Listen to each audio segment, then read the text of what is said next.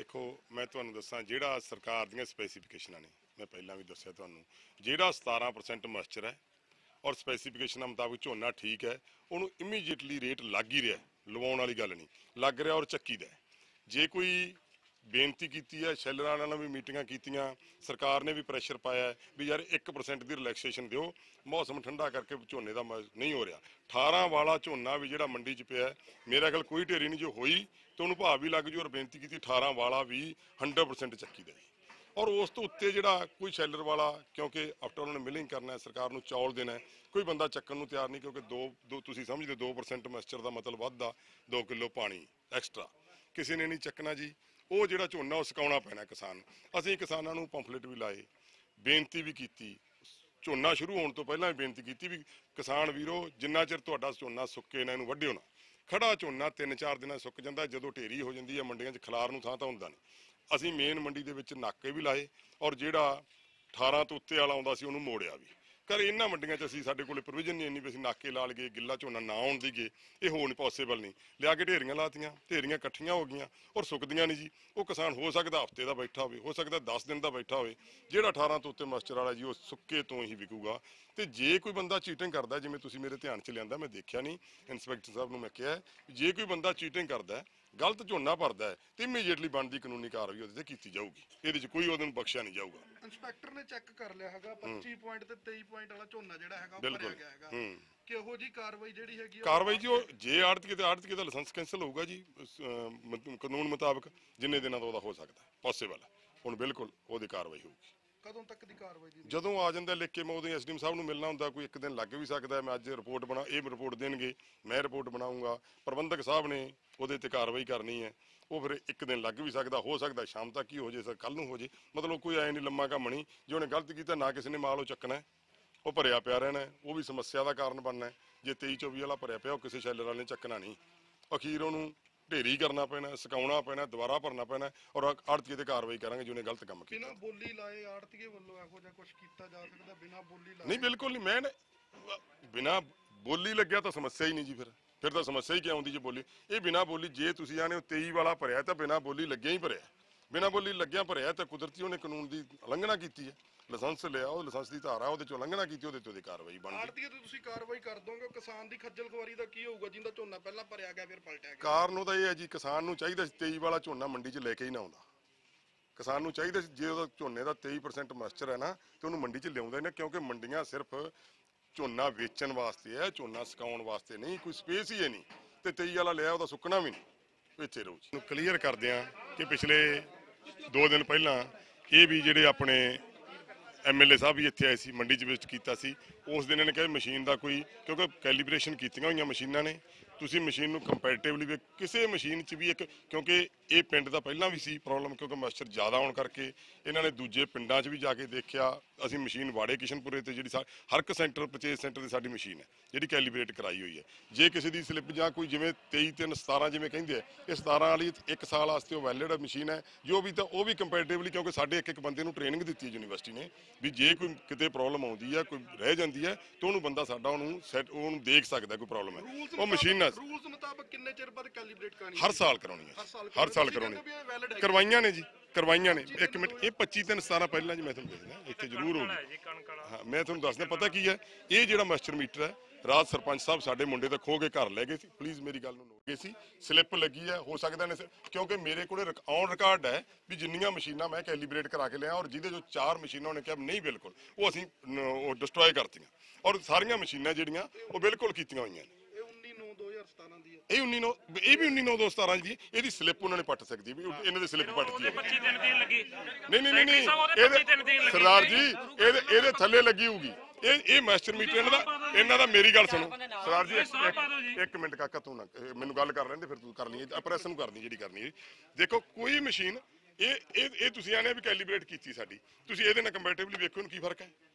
कोई फर्क नहीं 100% ठीक है और ये भी कैलीब्रेट कराइयां और सारियां मशीनां मैं कैलीब्रेट और मेरे कोले बकायदा यूनिवर्सिटी का रिकॉर्ड सर्टिफिकेट है भी किन्नियां मशीनां ਤੁਹਾਡੇ ਅਕੋਰਡਿੰਗ ਇਹ ਮਸ਼ੀਨ ਜਿਹੜੀ ਹੈਗੀ 25/3/2017 ਤੋਂ ਬਾਅਦ ਵੀ ਕੈਲੀਬ੍ਰੇਟ ਹੋਈ ਹੈ ਦੀ ਸਲਿੱਪ ਪੱਟੀ ਗਈ बिल्कुल जी हो सकता है ਕਿਉਂਕਿ ਬੰਦਾ ਰਾਤ ਸਾਡੇ ਕੋਲੋਂ ਲੈ ਗਿਆ ਖੋ ਕੇ ਮੁੰਡੇ ਤੋਂ ਸਰਪੰਚ ਸਾਹਿਬ ਬੰਦਾ ਚਾਰ ਸਾਡੇ ਬੰਦੇ ਤਾਂ ਮੈਂ ਇਹਨੂੰ ਰਾਤ ਹੀ ਕਿਹਾ ਸੀ ਕਾਕਾ ਤੇਰਾ ਫਰਜ਼ ਬਣਦਾ ਸੀ ਮੈਨੂੰ ਢਿੱਲੋਂ ਸਾਹਿਬ ਦਾ ਸੁਬਾਹ ਫੋਨ ਗਿਆ ਪ੍ਰੈਸ ਕਾਨਫਰੰਸ ਕਰਾਂਗੇ ਸਾਡੇ ਕੋਲ ਤੁਹਾਡੀ ਮਸ਼ੀਨ ਹੈ ਮੈਂ ਸਰਪੰਚ ਸਾਹਿਬ ਢਿੱਲੋਂ ਸਾਹਿਬ ਉਹ ਮਸ਼ੀਨ ਤਾਂ ਵੈਲਿਊ ਕੋਈ ਨਹੀਂ ਰਹੇਗੀ ਜਿਹੜੀ ਤੁਸੀਂ ਘਰੇ ਲੈ ਗਏ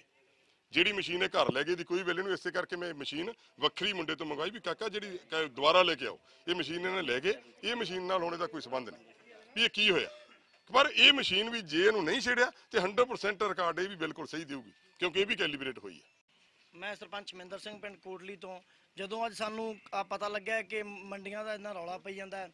ਤੇ ਤੁਸੀਂ ਮੀਡੀਆ ਇੱਥੇ ਮੱਲਣ ਪਿੰਡ 'ਚ ਆਏ ਹੋ ਤੇ ਅਸੀਂ ਵੀ ਸੋਚਿਆ ਕਿ ਮੀਡੀਆ ਚਲੋ ਸਾਡੇ ਪਿੰਡ ਨਹੀਂ ਆ ਸਕਦਾ ਅਸੀਂ ਇੱਥੇ ਆ ਕੇ ਦੱਸਣ ਆਏ ਆ ਕਿ ਸਾਡੇ ਪਿੰਡ ਵੀ ਸੇਮ ਆਹੀ ਹਾਲ ਹੈ। ਤਕਰੀਬਨ 15-20 ਦਿਨ ਹੋ ਗਏ ਕਿਸਾਨਾਂ ਨੂੰ ਬੈਠਿਆਂ ਨੂੰ ਕੋਈ ਉੱਥੇ ਸਾਡੇ ਲਿਫਟਿੰਗ ਨਹੀਂ ਹੋ ਰਹੀਗੀ ਆਹੀ ਹਾਲ ਆ। ਕਦੇ ਕਹਿੰਦੇ ਜੇ ਸਟਾਰਟਿੰਗ 'ਚ 16 ਮੋਇਸਚਰ ਆਉਂਦਾ ਤਾਂ ਅਗਲੇ ਦਿਨ ਉਹਦਾ 20 ਆ ਜਾਂਦਾਗਾ ਉਸ ਤੋਂ ਅਗਲੇ ਦਿਨ 21 ਆ ਜਾਂਦਾਗਾ। ਸੋ ਸਾਨੂੰ ਸਾਡਾ ਬਹੁਤ ਬੁਰਾ ਹਾਲ ਹੈ। ਅਸੀਂ ਸਾਡੇ ਇੱਕ ਹੀ ਹੱਲ ਕੱਢਿਆ ਕਿ ਅਸੀਂ ਸਾਡਾ ਜਿਹੜਾ ਝੋਨਾ ਹੈਗਾ ਖੇਤਾਂ ਦਾ ਅਸੀਂ ਆਪਦੇ ਪਿੰਡੋਂ ਸਾਥੋਂ 15 ਕਿਲੋਮੀਟਰ ਜੈਤੋਂ ਮੰਡੀ ਪੈਂਦੀ ਆ ਅਸੀਂ 15 ਕਿਲੋਮੀਟਰ ਝੋਨਾ ਲੈ ਕੇ ਜਾਈ ਜਾਂਦੇ ਆ ਉੱਥੇ ਜ਼ਰੂਰ ਚੈੱਕ ਨਹੀਂ ਕਰ ਰਹੇ ਉੱਥੇ ਸਾਡੇ ਝੋਨੇ ਤੁਲੀ ਜਾਂਦੇ ਆ ਉੱਥੇ ਦੂਜੇ ਤੀਜੇ ਦਿਨ ਵਿਹਲੇ ਹੋ ਕੇ ਅਸੀਂ ਘਰੇ ਆ ਜਾਂਦੇ ਆ। ਸੋ ਬਹੁਤ ਬੁਰਾ ਹਾਲ ਹੈ। ਸਾਡੀ ਇਹ ਗੂੰਗੀ ਬੋਲੀ ਸਰਕਾਰ ਨੂੰ ਬੇਨਤੀ ਹੈ ਕਿ ਤਾਂ ਕਹਿੰਦੇ ਸੀ 48 ਘੰਟਿਆਂ 'ਚ ਤੁਹਾਡੀ ਅਦਾਇਗੀ ਕਰ ਦਿਆਂਗੇ ਕਿਹੜੇ 48 ਸਾਨੂੰ ਤਾਂ 12-12 15-15 ਦਿਨ ਹੋ ਗਏ ਮੰਡੀਆਂ 'ਚ ਬੈਠਿਆਂ ਨੂੰ। ਸਾਡੀ ਬੇਨਤੀ ਹੈ ਕਿਸਾਨਾਂ ਦੀ ਕਿ ਸਾਡਾ ਜਲਦੀ ਤੋਂ ਕੋਈ ਨਾ ਕੋਈ ਹੱਲ ਕੀਤਾ ਜਾਵੇ।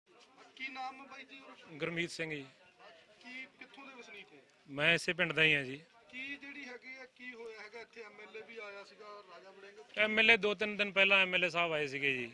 ਉਹ ਕਹਿੰਦੇ ਜੱਟ ਬਹੁਤ ਬੇਗੁਰਾ ਹੁੰਦਾ 4 ਸਾਲ ਐਂ ਚੱਲੂਗਾ ਅਖੀਰਲੇ ਸਾਲ ਗਿੱਲਾ ਤਲਾ ਦਾਂਗੇ ਕੋਈ ਗੱਲ ਨਹੀਂ।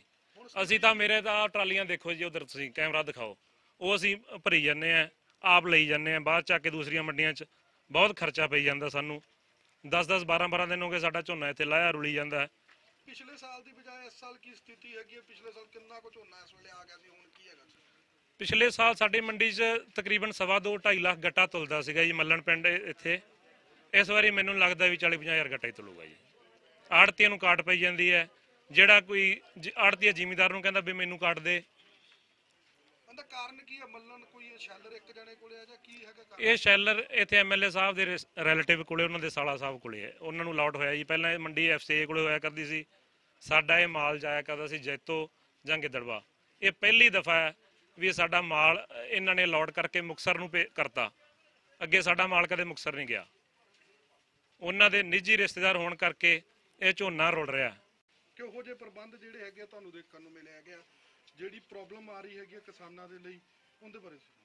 ਸਰ ਬੜੀ ਸ਼ਰਮ ਵਾਲੀ ਗੱਲ ਆ ਕਿ ਸਾਡੇ ਇਸ ਏਰੀਏ ਦੇ ਕਿਸਾਨ ਰੋਜ਼ ਖੁਦਕੁਸ਼ੀਆਂ ਕਰ ਰਹੇ ਆ। ਤੁਸੀਂ ਵੀ ਰੋਜ਼ ਟੀਵੀ ਦੇ ਵਿੱਚ ਇਹ ਦੇ ਰਹੇ ਹੋ। ਇਹ ਇੱਕ ਬੜਾ ਵੱਡਾ ਕਾਰਨ ਇਹ ਵੀ ਆ ਜੀ ਕਿ